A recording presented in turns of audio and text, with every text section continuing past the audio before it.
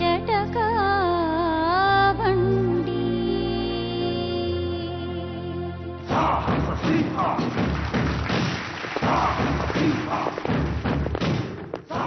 ನಿಮ್ಮನ್ನ ನೋಡ್ತಾ ನಾನು ನೇರವಾಗಿ ಮನಸ್ಸಿನ ಒಂದು ಮಾತು ಹೇಳಲ್ಲ. ಹೇಳಿ ಮೇಡಮ್.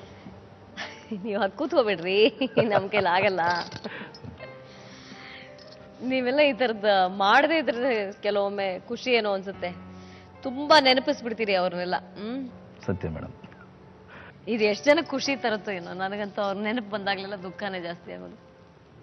ಏನು ನಿಮ್ಮ ಅದರ್ವೈಸ್ ನೀವೇನ್ ಕೆಲಸ ಮಾಡ್ತೀರಿ? ಏನ್ ನಿಮ್ ವೃತ್ತಿ ಏನು? ಜೀವನ ಇದೆ ಮೇಡಮ್. ಕಲಾವಿದ್ರೆ? ಮೊದಲು ಡ್ಯಾನ್ಸ್ ಮಾಸ್ಟರ್ ನಾನು, ಬ್ರೇಕ್ ಡ್ಯಾನ್ಸರ್ ನಾನು. ಎಲ್ಲ ಪ್ರಶಸ್ತಿಗಳನ್ನು ತಗೊಂಡಿದ್ದೀನಿ. ಬಟ್ ಅದರಲ್ಲಿ ಮುಂದೆ ಹೋಗೋಕ್ಕಾಗಲಿಲ್ಲ. ಎಲ್ಲ ಅರ್ಧ ಮಾಡಿ ನಾನು ಕಲೆಯಲ್ಲಿ ಏನಾದರೂ ಆಗಬೇಕು ಅಂತ ಆಸೆ. ಬರೀ ಅವ್ರ ಹಾಡನ್ನು ಹಾಡಬೇಕಂತ ಹೊರಟಿರೋನು ಅಷ್ಟೇ. ಅವ್ರ ಹಾಡು ಹಾಡಬೇಕು, ಎಷ್ಟು ಚೆನ್ನಾಗಿ ಮಾಡ್ತಾರೆ ಅವ್ರಂತ ಆ್ಯಕ್ಟರ್ ಅಂತ ನಾವು ಆಗೋಕ್ಕಿಲ್ಲ ಅಂತಿದ್ದೆ. ಬಟ್ ಜನ ಒಬ್ರು ಯಾರು ಹೇಳಿದ್ರು, ನಿಮ್ಮ ಮೂಗು ಹಾಗೆ ಇದ್ದೀರಿ, ನಿಮ್ಮ ಕಣ್ಣು ಹಾಗೆ ಇದ್ದೀರಿ ಅಂತ ಸ್ಟಾರ್ಟ್ ಮಾಡಿದ್ರು. ಹೌದು, ಅದು ನಾನು ಸ್ಕ್ಯಾರ್ಪ್ ಕಟ್ ನೋಡಿದೆ ಸರ್ ಮೇಡಮ್. ಒಬ್ಬ ಚಳ್ಳಕೆರೆಯಲ್ಲಿ ಒಬ್ಬ ಫೋಟೋಗ್ರಾಫರ್ ಹೇಳ್ದೆ, ಸರ್ ನೀವು ಒಂದು ಸಲ ಮಾಡಿ ನೋಡಿ, ನಿಮ್ಗೆ ಗೊತ್ತಾಗುತ್ತೆ. ಅದು ಅಲ್ಟ್ರಾಟೆಕ್ ಒಂದು ಸಿಮೆಂಟಲ್ಲಿ ಕಾರ್ಯಕ್ರಮ ನೀಡ್ತಾ ಇದ್ದೆ. 101 ನೆನಪು ಹಾಡು ಹೇಳ್ತಿದ್ದೆ. ನಾನು ಸಿಂಗರ್ ಕೂಡ ಮೇಡಮ್, ಸುಮಾರು ಕಲೆ ಇದೆ ನನ್ನ ಹತ್ರ.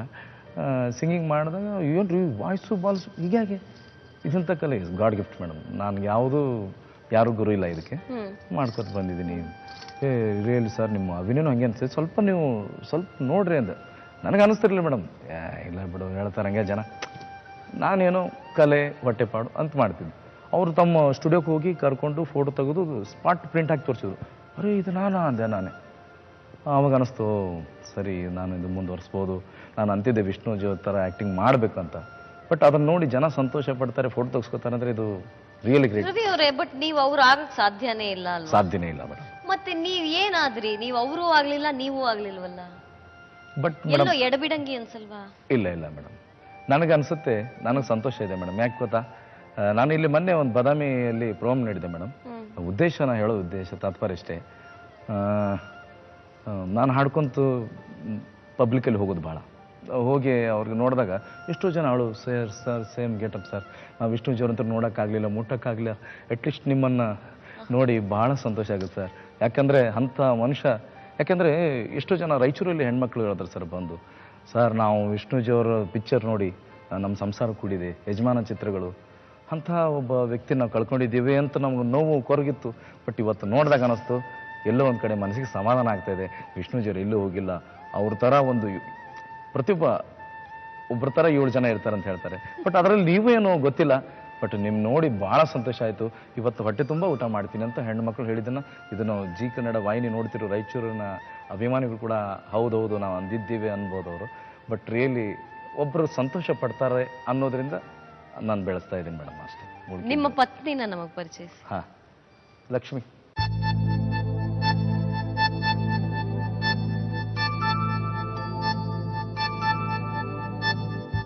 ನಿಮ್ಗೆ ಏನ್ ಅನ್ಸುತ್ತಮ್ಮ ಇವ್ರು ಈ ತರ ಅಭಿನಯಿಸೋದನ್ನ ನೋಡಿದ್ರೆ?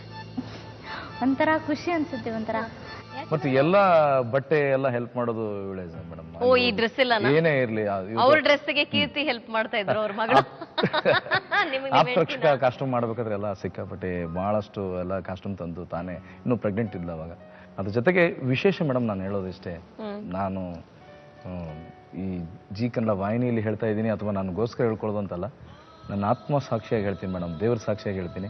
ನಾನು ಬಂದು ದುಡ್ಡಿನಿಂದ ಏನೂ ನಾನು ಇದು ಮಾಡ್ತಾ ಇಲ್ಲ ಮೇಡಮ್. ಇವ್ರಿಗೆ ಗೊತ್ತಿದೆ. ಬಟ್ ಬಿಜಾಪುರ ಜನನೂ ಹೇಳ್ತಾರೆ ಅವನು ನಿಸ್ವಾರ್ಥಿ. ಬಟ್ ವಿಷ್ಣುಜಿಯವ್ರ ಬರ್ತ್ಡೇ ಇದ್ದಾಗ ಎಷ್ಟೋ ಜನ ಏನೇನೋ ನನಗೆ ಗೊತ್ತಿಲ್ಲ. ಬಟ್ ಸೆಪ್ಟೆಂಬರ್ 18 ಅನಾಥಾಶ್ರಮಕ್ಕೆ ಅಂಧ ಮಕ್ಕಳಿಗೆ ಗುಪ್ತವಾಗಿ ಎಲ್ಲ ಸ್ವೀಟು ಎಲ್ಲ ಕೊಟ್ಟು ಅವ್ರು ಹೇಳಿದ್ರು, ಮಕ್ಕಳಿಗೆ ನಾನು ವಿಷ್ಣು ಡ್ರೆಸ್ ಹಾಕಲಿಲ್ಲ ಬಟ್ ಡೈಲಾಗ್ ಹೇಳಿ ಅವ್ರು ಹೇಳಿದಾಗ ಭಾಳ ಮಕ್ಕಳು ಅಂಕಲ್ ವಿಷ್ಣು ಅದನ್ನು ನೋಡಿದೆವು ಅಂತ. ಅವರು ಮೇಡಮ್ ಅವರು ಕಣ್ಣ ನೀರು ಬಂತು. ರಿಯಲಿ ಯಾರೂ ಬಂದು ಇವತ್ತಿಗೂ ಒಂದು ಅನ್ನ ನೀಡಿದವರಲ್ಲ. ಆ ಪುಣ್ಯಾತ್ಮ ಎಲ್ಲಿದ್ದಾರೋ ಗೊತ್ತಿಲ್ಲ ಮೇಡಮ್. ನನಗೇನು ಹೇಳಬೇಡಿ, ಅವ್ರ ಆತ್ಮಕ್ಕೆ ಶಾಂತಿ ಸಿಗಲಿ ಅಂತ ಹೇಳೋದು. ಯಾಕಂದರೆ ಅವ್ರಿಂದ ಒಂದು ತುತ್ತು ಅನ್ನ ತಿಂತಾ ಇದ್ದೀನಿ. ಇವತ್ತಿಗೆ ಎಷ್ಟೋ ನಾನು ಸಾಲುಗಳಿತ್ತು. ವಿಷ್ಣುಜಿಯವರು ವೇಷ ಹಾಕೋದ್ರಿಂದ ನನಗೆ ಎಷ್ಟೋ ಅಭಿಮಾನಿಗಳು ಸಂತೋಷ ಕೊಟ್ಟಿದ್ದಾರೆ. ಅದ್ರ ಜೊತೆಗೆ ಒಳ್ಳೆ ಸಂಭಾವನೆಯನ್ನು ಕೊಟ್ಟಿದ್ದಾರೆ. ಎಲ್ಲ ಅಭಿಮಾನಿಗಳನ್ನು ತುಂಬ ಋಣಿ. ಅದ್ರ ಜೊತೆಗೆ ಉದ್ದೇಶ ಇಷ್ಟೇ ಮೇಡಮ್, ನಾನು ಎಷ್ಟೇ ದುಡ್ಡು ಮಾಡಲಿ, ನಾನು ಧರ್ಮ ಕಾರ್ಯಗಳಿಗೆ ದೇವಸ್ಥಾನಗಳಿಗೆ ಎಲ್ಲೇ ಹೋಗಲಿ ಮೇಡಮ್, ಯಾರೇ ಆಚಾರ್ಯರು ಭಾಳ ಅವನು ಅಲ್ಪ ಇದ್ದಂದ್ರೆ ಅವ್ನು ಖಂಡಿತವಾಗಿ ಹೇಳ್ತೀನಿ, ಇದು ಆತ್ಮಸಾಕ್ಷಿಗೆ ಅವ್ರಿಗೆ ಹೆಲ್ಪ್ ಮಾಡ್ತಿರ್ತೀನಿ ಮೇಡಮ್. ಇದು ಬಂದಿದ್ದು ಯಾವತ್ತು ನಾನು ಎಷ್ಟು ದುಡ್ಡು ತರ್ತೀನಿ ಕೇಳಿ, ತಂದಿದ್ರಲ್ಲಿ 300-200 ನಾನು ತೆಗೆದಿಡ್ತಾ ಇರ್ತೀನಿ ಮೇಡಮ್, ಬೇರೆಯವ್ರಿಗಾಗಿ. ಸತ್ಯವಾಗ್ಲು ದೇವ್ರು ಮೊದಲು ಏನ್ ರಾಯರಿಗೆ ಅನ್ಸುತ್ತಮ್ಮ ಈ ಕಲಾವಿದ ಕಲೆ ಹುಚ್ಚು ಇದೆಲ್ಲ ಪರವಾಗಿಲ್ಲ ಅನ್ಸುತ್ತಾ ಅಥವಾ ಎಲ್ರ ಹಾಗೆ ನೌಕರಿಗೆ ಹೋಗಿದ್ರೆ ನನ್ ಗಂಡನು ಚೆನ್ನಾಗಿರ್ತಾ ಇದ್ದ ಅನ್ಸುತ್ತಾ? ಒಂದ್ ರೀತಿ ಹೇಳ್ಬೇಕಂದ್ರೆ ಮೇಡಮ್, ನೌಕರಿಯಲ್ಲಿ ಬರೀ ಏನ 5 ಅವರ್ ಮಾಡ್ಬಿಡ್ತಾರಲ್ಲ, ಅದ್ರಲ್ಲಿ ಖುಷಿ ಇರಲ್ಲ. ಇದರಲ್ಲಿ ಅಂದ್ರೆ ಎಲ್ಲಾ ಜನರು ಖುಷಿ ಪಡ್ತಾರ. ಡೈಲಿ ಒಬ್ರೊಬ್ರು ನಾವು, ಸಾರಿ ಮೇಡಮ್, ಬಿಜಾಪುರ್ನವರು ಪರವಾಗಿಲ್ಲ ಹೇಳಿ. ಅಂದ್ರೆ ದಿನ ಎಲ್ಲಾರು ಫೋನ್ ಮಾಡಿ ಅಭಿಮಾನಿಗಳು ಮಾತಾಡ್ತಾರಲ್ಲ, ನಂಗೆ ಇನ್ನೂ ಖುಷಿ ಆಗತ್ತೆ. ನಂಗೆ ಇನ್ನೂ ಅವ್ರು ಕಾಸ್ಟ್ಯೂಮ್ ಇನ್ನೂ ಅದು ಮಾಡ್, ಇನ್ನೂ ಅವ್ರ ತಲೆಯಲ್ಲೇ ಇರಲ್ಲ. ನಾನೇ ಅದು ಮಾಡ್ರಿ, ಇದು ಮಾಡ್ರಿ ಚೆನ್ನಾಗಿರ್ತೈತ್ರಿ, ನೀವು ಹಾಡೆಲ್ಲ ಹೇಳ್ರಿ, ನಾನೇ ರೆಕಾರ್ಡ್ ಮಾಡ್ಕೊಂಡು ಇಟ್ಕೋತೀನಿ ಮೇಡಮ್. ಯಾವ್ದು ನಿಮಗೆ ಬಹಳ ಅವ್ರ ಈ ಚಿತ್ರಗಳಲ್ಲಿ ಯಾವ್ದು ತುಂಬಾ ಇಷ್ಟ ನಿಮ್ಗೆ? ಹೌದು, ಎಸ್ಪೆಷಲಿ ಯಜಮಾನ ಮತ್ತು ಆಪ್ತರಕ್ಷಕ ಮೇಡಮ್. ಮೇಡಮ್ ಇನ್ನೊಂದು ಹೇಳ್ಬೇಕಂದ್ರೆ, ಯಜಮಾನ ಫಿಲ್ಮ್ ನೋಡಿ ನಮ್ಮ ಏರಿಯಾದಲ್ಲಿ ಎಷ್ಟೋ ಜನ ಅಂತಂದ್ರು ಒಟ್ಟು ಕುಡಿದಾರ್ರಿ. ನಿಜವಾಗ್ಲು ನೀವು ನಂಬ್ತಿರಲ್ಲ ಗುರ್ತಿಲ್ಲ ನನಗಂದ್ರು. ಇಲ್ಲ, ಚಲನಚಿತ್ರದ ಪರಿಣಾಮದ ಬಗ್ಗೆ ನಾವಿಬ್ರು ಚರ್ಚೆ ಮಾಡುವಂತದ್ದೇನೂ ಇಲ್ಲ. ಒಳ್ಳೆ ಪರಿಣಾಮ ದುಷ್ಪರಿಣಾಮ ಎರಡೂ ನಡೆಯುತ್ತೆ. ಇಂತಹ ಒಳ್ಳೆಯವರು ಒಳ್ಳೆ ಚಿತ್ರಗಳನ್ನ ಮಾಡಿದಾಗ ಒಳ್ಳೆ ಪರಿಣಾಮ ಖಂಡಿತ ಆಗುತ್ತೆ. ಅದ್ರ ಬಗ್ಗೆ ನನಗೇನು ಸಂಶಯ ಇಲ್ಲ. ನಿಮಗೆ ಈ ಆಪ್ತರಕ್ಷಕ ಇಷ್ಟನಾ? ಯಾವ್ದಾದ್ರು ಹೇಳಿ. ಆಪ್ತರಕ್ಷಕ ಅದು ಯಾವ್ದಾದ್ರು ಒಂದು ಡೈಲಾಗ್ ಹೇಳಿ ಮುಗಿಸ್ಬಿಡೋಣ ನಿಮ್ಮೊಂದಿಗೆ ಮಾತುಕತೆ. ಇವನಿಗೆ ಡ್ರೆಸ್ ಹವಳ ಹವಳ ಅಂತ. ಅವಿನಾಶ್ ಜೊತೆ ಮಾತಾಡುವಂಥದ್ದು ಯಾವ್ದಾದ್ರು ನೆನಪಿದೆಯೇನ್ರಿ? ಅನುಭವದ ಬಗ್ಗೆ ಒಂದು ಮಾತು ಹೇಳ್ತಾರೆ, ನನಗೆ ಬಹಳ ಇಷ್ಟ ಅದು. ಅನುಭವಿಸಿದವರು ದೇವ್ರನ್ನ ಬಲ್ರು ಅರ್ಥ ಮಾಡ್ಕೊಂಡಿದ್ದಾರೆ, ಮಿಕ್ಕವರು ಅನುಭವಕ್ಕಾಗಿ ಕಾಯ್ತಾ ಇರ್ತಾರೆ ಅಂತ ಅಲ್ವಾ? ಹೌದೌದು, ಬಹಳ ಸುಂದರವಾದ ಲೈನ್ ಅದು. Really sir. ಈ ನಾಗಬಲ್ಲಿ ಅಷ್ಟೊಂದು ಸುಲಭವಾಗಿ ಇವನನ್ನು ಮುಟ್ಟಕ್ಕಾಗಲ್ಲ. ಯಾಕಂದ್ರೆ ಇವನಲ್ಲಿ ಒಂಥರ ದೇವರಿದ್ದಾನೆ, ಅದನ್ನು ತಿಳ್ಕೋ. ಹೌಲಾ